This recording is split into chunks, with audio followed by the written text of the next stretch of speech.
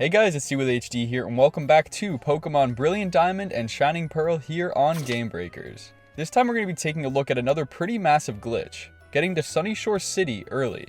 That's right, one of the last cities as well as the 8th and final gym can be accessed way earlier than you're supposed to. It's fairly easy to do and doesn't require a lot of setup, so let's get into it.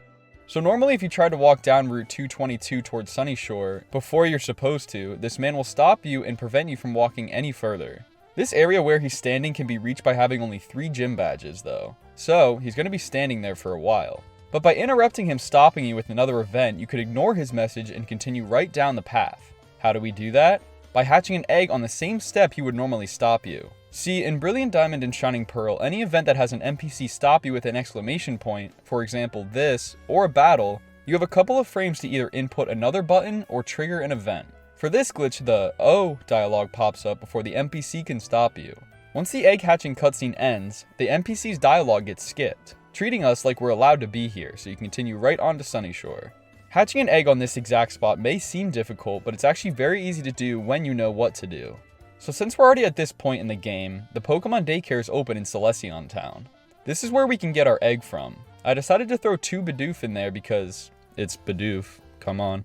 Once the man outside had an egg ready for me, I added it to my party and headed back to the NPC.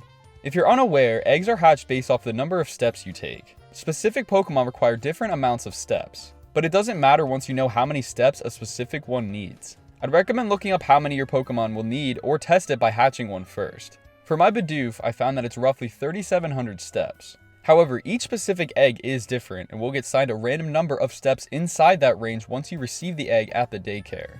Once you actually have the egg though, it will always hatch on that specific step. This is where the Pokédex step counter comes into play.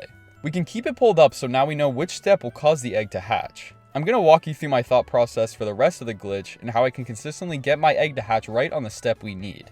So when I receive the egg, I have 2 options. Reset my step counter and simply start from 0 with the egg, or write down the number of steps I was at when I picked it up and essentially make that my 0 step point. From there, add the lowest number of steps your Pokemon could hatch into the total number of steps you have right now, whether that be 0 or what you're currently at. The specific number isn't important, but it's good to know a rough estimate. Travel over to the spot, and when the step counter is approaching the number that we wrote down, save your game and turn off autosave if you haven't already. Turning off autosave is extremely important for a couple reasons I'll talk about later. But now we have an anchor save point with an egg a few hundred steps away from hatching. Personally, I saved about 300 steps before the predicted step number just to be safe. Once you have this save, continue racking up the steps until the O pops up and the egg hatches. Then you need to write down the magic step number that it was and reset your game. Since the value for how many steps the egg needs is assigned in the beginning when you first acquire it, that egg will always hatch on that step. So after reloading your save, you'll have the egg again and know how many steps you have left. With all of this knowledge, we can implement the last step in my setup, which makes the glitch very easy. This building right here has a direct line to the NPC we're skipping. From the doorway to the stopping point is 18 steps exactly, and entering the door to the building doesn't affect your steps. So your goal is to take your total hatching number and subtract 18 from it.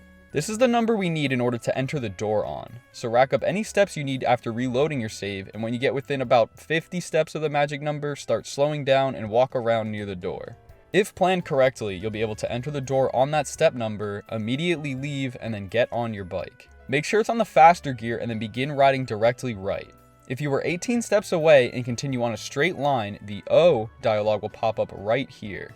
If it looks like this, you're on the right track. Let the hatching cutscene play out, and once it does, you're free to continue riding to the right and onto Route 222. Congratulations, you are not where you're supposed to be. But also, yikes, we're not supposed to be here yet. So this route's leveling is around the low 40s and high 30s. If you're just coming from the 3rd gym, you may be underleveled.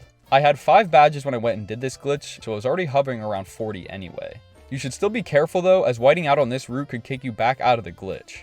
Route 222 isn't too bad though, and from what I can tell, we only have to fight 1 trainer if you dodge the rest. Sailor Luther, who has 3 Pokemon, a level 37 Feebas, a level 40 Machoke, and finally a level 43 Gastrodon. Not too difficult of a fight if you're prepared or just have a lot of Pokemon. But after defeating Luther, you're finally home free to Sunyshore City. Flint will greet you when you first arrive, and then the story continues like you just got here normally. Head to the lighthouse and speak to Volkner, who's the leader of the 8th gym, which unlocks the gym for battling. It's an electric type with levels in the mid to low 40s, so be careful. I decided to battle through the gym because I wanted to see what would happen after. So, I reached Volkner, defeated his level 49 Luxray, and got the badge. It was weird because the game doesn't expect you to get the badges out of order, so the cutscene of it going into your case will display the 7 before and add it in. Even though I was missing the 2 other ones, it does display correctly if you view your trainer card, so I have a big gap now. This also unlocks the use of the Waterfall HM, which is what you need to reach Victory Road and the Pokemon League. Jasmine will be in the city now, so talk to her and pick it up. From this point, there are a few uncertainties. It is possible to get past Victory Road and reach the League. The badge check they do at the entrance doesn't actually check if you have all of them, and it just assumes you do. So theoretically, you can fight the Elite Four if you have the right HMs to get there. The other glaring issue is all the story stuff we just skipped, like the other gyms, catching Dialga and Palkia, and some of the Team Galactic stuff. What happens to it? I'm honestly not sure, as the map objective now says continue on to the League. Based off of everything I know so far, I assume that beating the 8th gym does not restrict you from going back and completing the story elements you skipped. I can't imagine the game despawns all the Team Galactic members or blocks the gyms off. So theoretically you could just play through all the skipped stuff after you go back. And then you just have a head start when you reach Sunyshore City legitimately. When I did this glitch, I wasn't planning on progressing any farther than the 8th gym and checking if the League was possible. I planned on resetting my game to the save I had before we did the glitch so I can continue on with the story like normal once I finished. This is why I asked you to turn off autosave before starting, as the game will save as you enter new areas. Unless you plan on skipping the story and risking the consequences, I would keep it off and not save at all while in the glitch. It's totally safe to perform this way, and once you're done, you can reset the game and resume it like it never happened. So that decision is entirely up to you. But that pretty much wraps up the glitch for now. I plan on revisiting this whole thing in a future video, but for now I just wanted to showcase the glitch itself and show that, hey, it exists. I will be making a big compilation video of all the glitches we find, so I should address the glitch more in there too.